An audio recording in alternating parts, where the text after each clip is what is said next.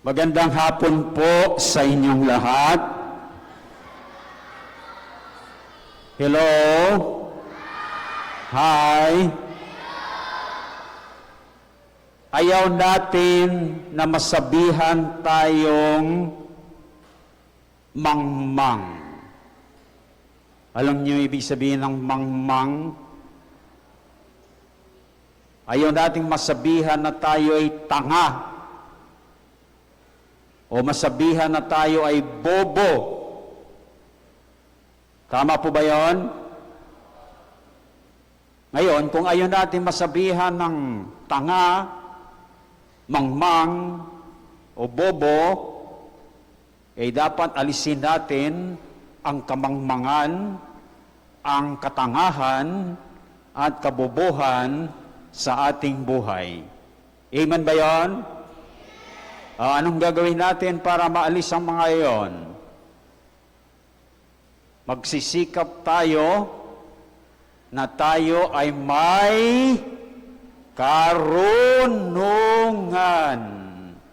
Dahil kapag ikaw ay marunong, hindi ka mangmang, hindi ka tanga, hindi ka bobo.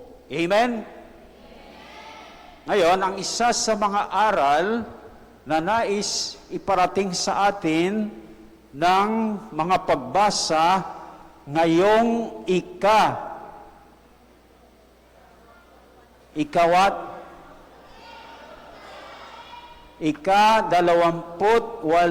linggo sa karaniwang panahon. At ano rin ang ating ipinagdiriwang ngayon? Ang linggo ng tribong katutubo. So ang isa sa mga aral na ating mapupulot dito sa mga pagbasa ay may kinalaman sa karunungan. Pakiulit, Ngayon, ang isang aral ay ito. Sino ang may karunungan? Ang Diyos. Sa unang pagbasa, tingnan natin kasi yung mga galing sa mga pagbasa ito Sa unang pagbasa, mula saan ang unang pagbasa? Tingnan ninyo sa Aklat ng Karunungan. Dito sa unang pagbasa, sino ang may karunungan? Sino? Si Haring Solomon. Very good. Paano napasa kanya ang karunungan? Paano siya nagkaroon ng karunungan? Alin? Humingi siya ng karunungan sa Diyos. At nung humingi siya ay binigyan. Kaya siya ay may karunungan. So alam na ninyo ang isang gagawin natin para tayo ay may karunungan. Anong gagawin? Humingi tayo. Humingi tayo sa Diyos. At sana bibigyan tayo at tayo rin ay may karunungan. Sa ikalawang pagbasa, mula sa alin ang ikalawang pagbasa?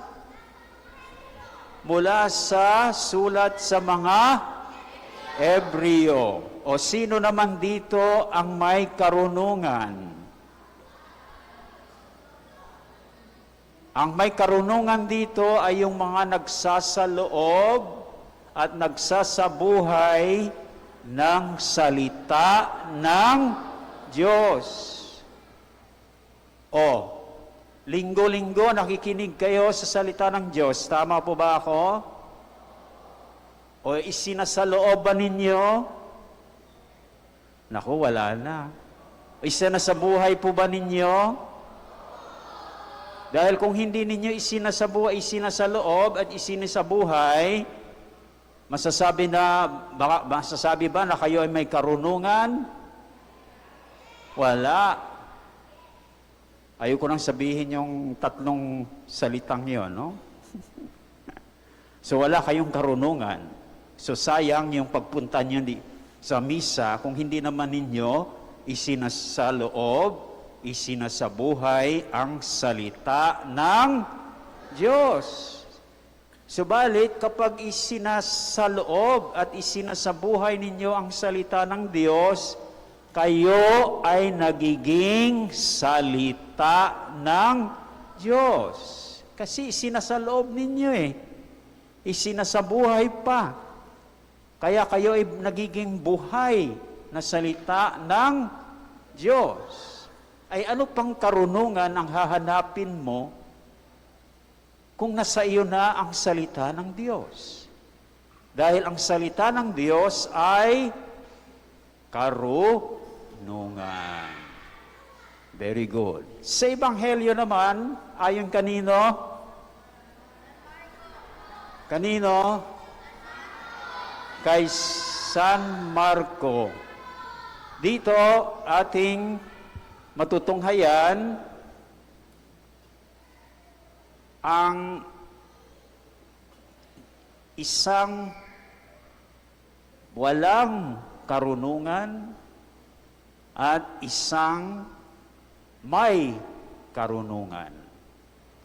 O sino sa Ebanghelyo ang walang karunungan?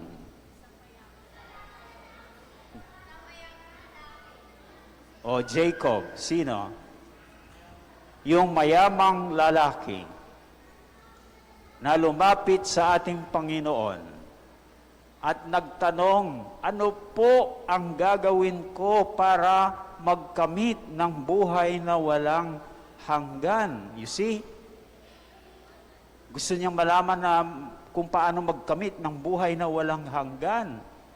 Bakit wala siyang karunungan?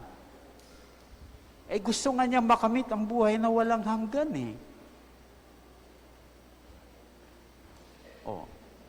Alin?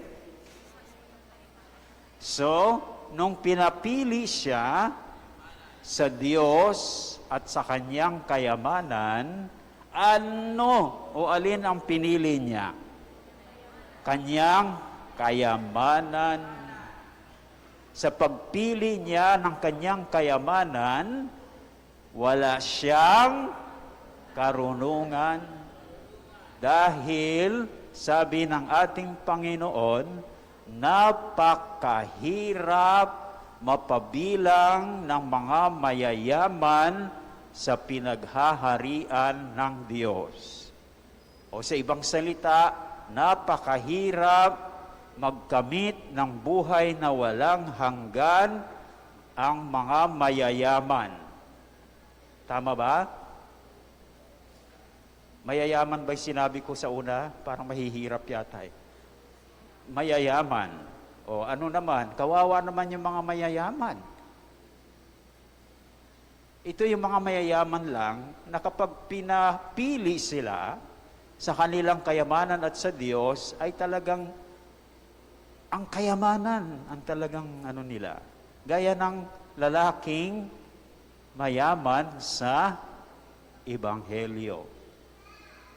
Kung nakamit natin ang buhay na walang hanggan, tayo ba ay may karunungan o tayo ay mangmang?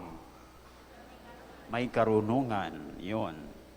Ngayon, sino naman ang may karunungan? So, yung walang karunungan sa Ebanghelyo, yung lalaking mayaman.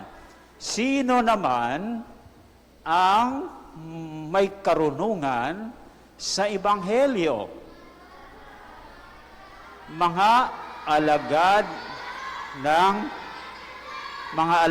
ng ating Panginoong Jesus.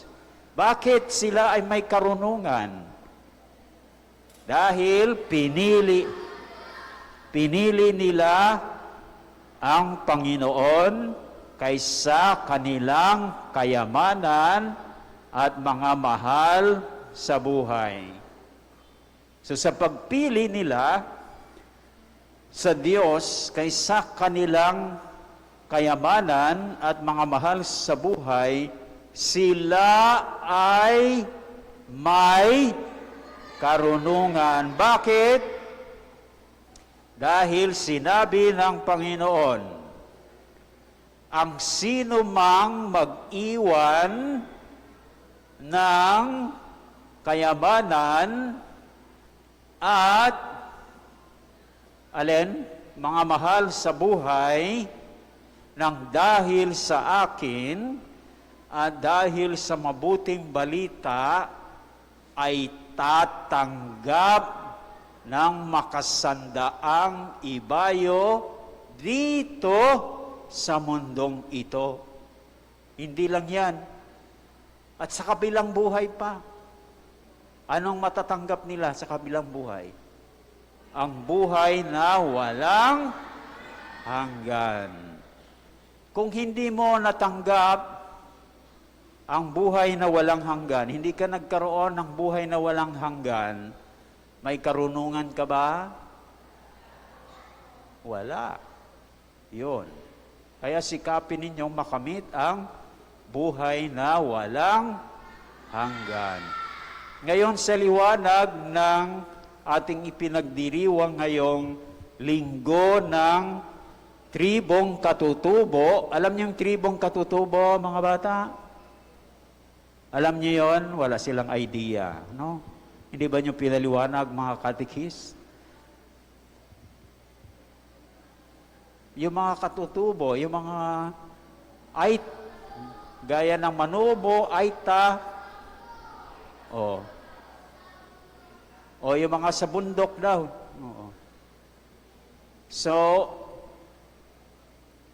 paano tayo magkakaroon ng karunungan kung tayo ay may pangangalaga sa ating mga tribong katutubo? Dahil sila ay may malawak na karunungan tungkol sa kalikasan at tungkol sa ugnayan ng tao at kalikasan, ng kalikasan at ng tao, na malaking maitutulong para maibsan po natin ang paglala ng ating climate change. Alam ba niyo, mga bata, ang climate change? Narinig na ba niyo? So para maiwasan yon, anong gagawin natin? Pangalagaan ang kalikasan. Paano? Huwag tayo magtapon ng mga basura kung saan-saan. No? Pangalagaan natin ang kaligtasan. So ngayon, mga kapatid, masasagot na ninyo ang tanong, sino ang may karunungan? Mayroong 4. Ano yung una? Ang una, ang binigyan ng Diyos ng karunungan. Siyempre, kapag binigyan ka ng Diyos ng karunungan, hindi may karunungan ka. Ikalawa, ang nagsasaloob at nagsasabuhay ng salita ng Diyos. At ang ikatlo, ang pinili ang Diyos kaysa kanilang kayamanan at mahal sa buhay. At pang-apat, tayo ay may karunungan kung tayo ay may pangangalaga sa ating tribong katutubo. Amen po ba yun? Kung nasa inyo ba lahat yung 4 na yon? Anong pakiramdam ninyo? Nabigyan ba kayo ng karunungan ng Diyos? Amen ba? Ikalawa, sinasalooban ninyo at sinasabuhay ang salita ng Diyos? Aba, amen daw. Pangatlo, mas pinipili ninyo ang Diyos kaysa ibang bagay? Yes, dahil pagpunta nyo dito sa Sunday School, sinong pinili ninyo? Diyos. Hindi po ba? O mayroon ba kayong pangangalaga sa mga katutubo? Opo. So kung may apat kayo na ito na nabanggit, kayo ba ay mangmang? Hindi. Kayo ay may karunungan. Amen?